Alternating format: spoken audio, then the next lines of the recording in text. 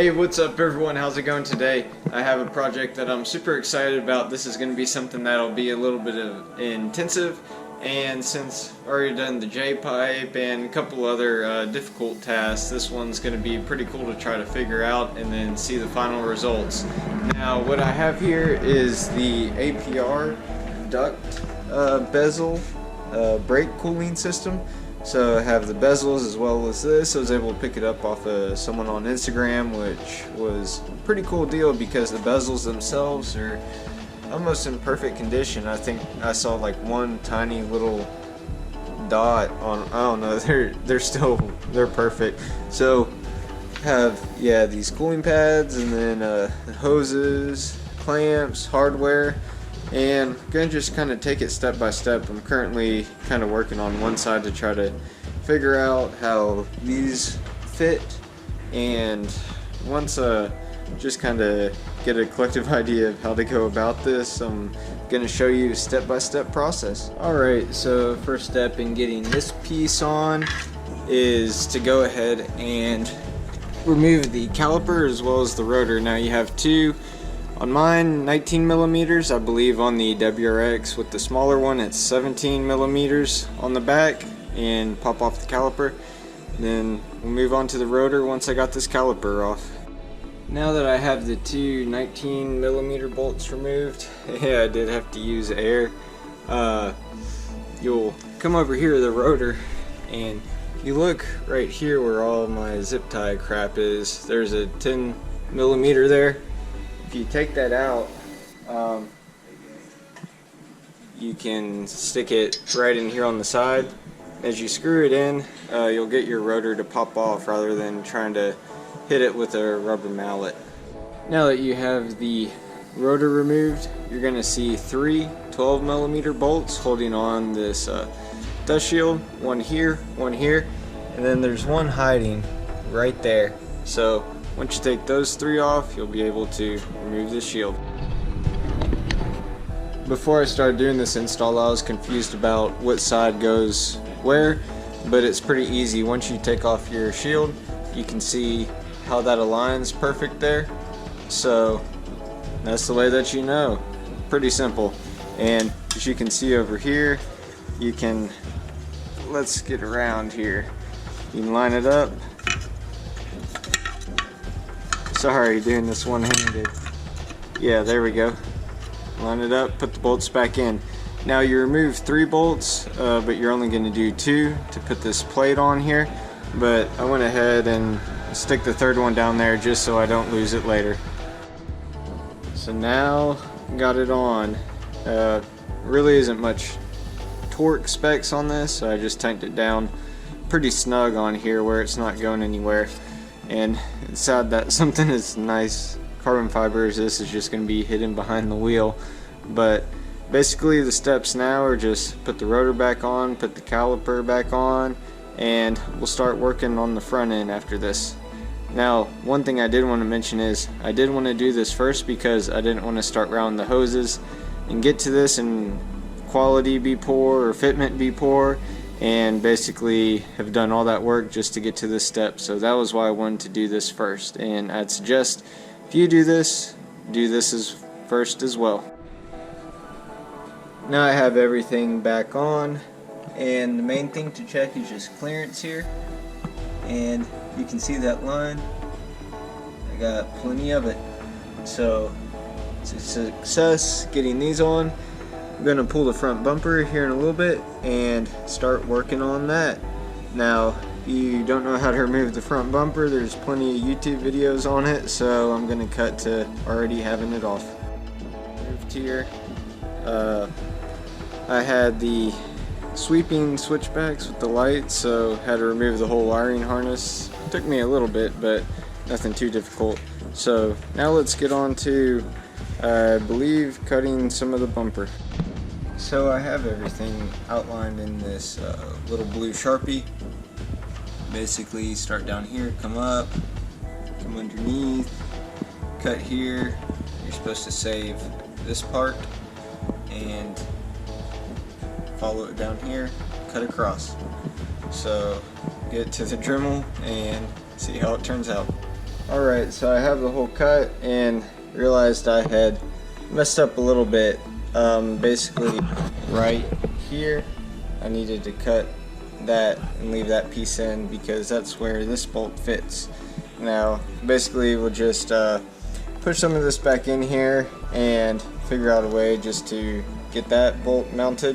I have all this to play with, so it'll be pretty easy, but it'll be just a little bit more added work for me.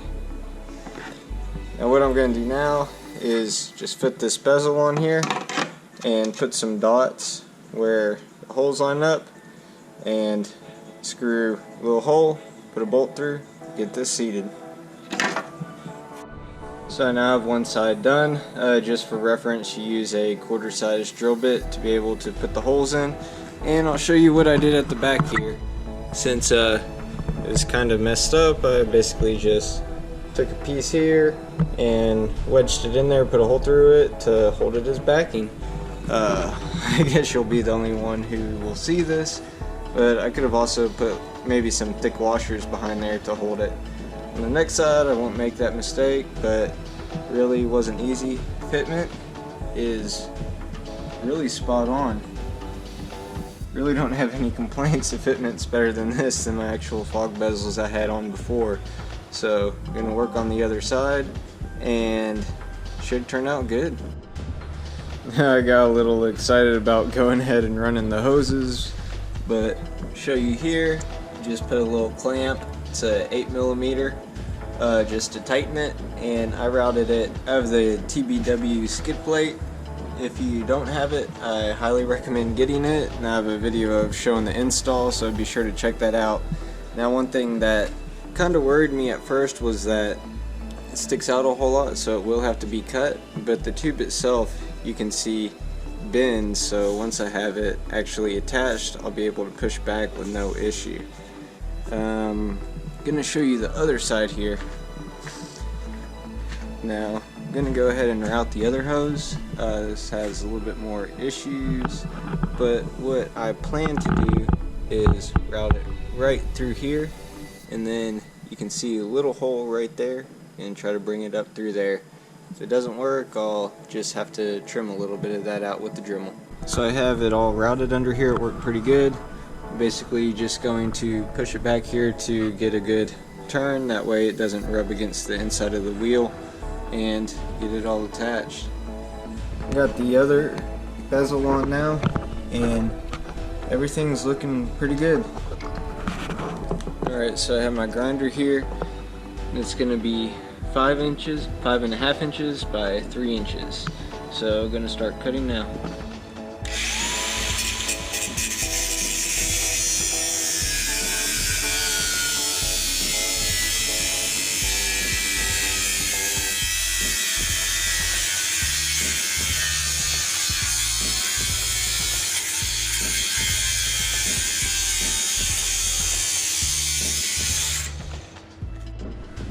Well, I have one side done here.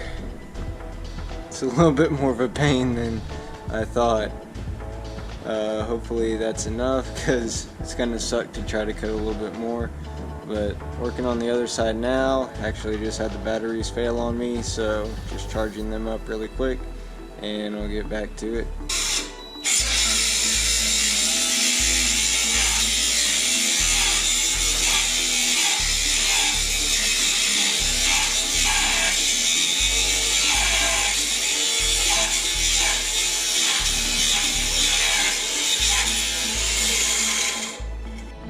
Now I have my sides cut. Hopefully it works where I don't have to take the bumper off and trim some more of it. But basically I'm just kind of test fitting the hose in here, trimming it a little bit to make sure that whenever I push it back it's not going to be too much. So I'm going to go ahead and put the clamps on and then kind of test fit it and let you know just kind of how it works out. So ran into an issue with trying to put the bumper back on. These oil cooler hoses are in the way, so I'm going to take them off and try to route them up this way to try to open up this space here. But not bad, needed an oil change anyways. Okay, so I rerouted these black hoses rather than being on the side here. Kind of tucked them up underneath. Maybe we'll see more kind of here on the top. not the best light, and then just really grinded the crap out of that. So we're gonna test fit it, see if it works. Finally got the hard side done, and one thing is that if you put the foam back on, this bolt is hitting it. So it's been forever trying to get the bumper back on cutting.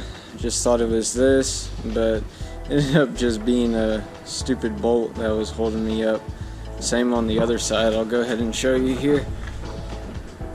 See, foam's in the way. Now what I did is just got irritated with it, so I took off the hoses, took off the bezels, and then put the bumper on, run the hose out, then put the bezel on.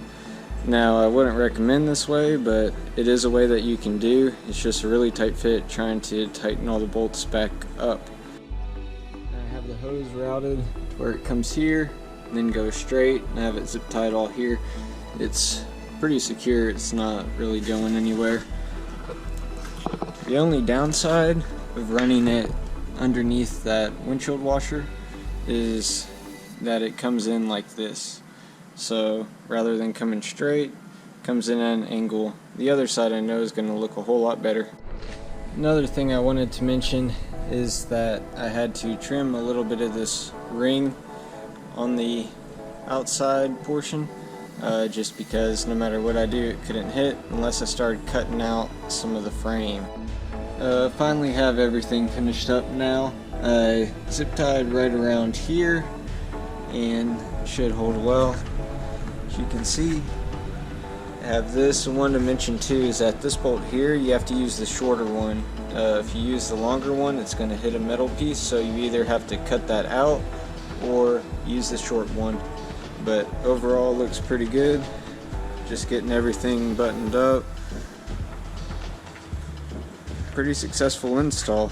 So if you have any questions at all, make sure that you leave a comment or message me on Instagram at WRX Snowboarder. But I'll show you all some clean shots here in a little bit.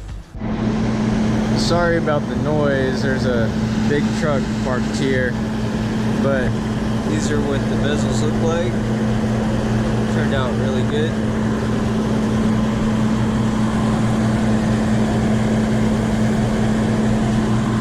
Like I said before, feel free to message me on Instagram at WRX_snowboarder. If you have any questions, as always, happy driving.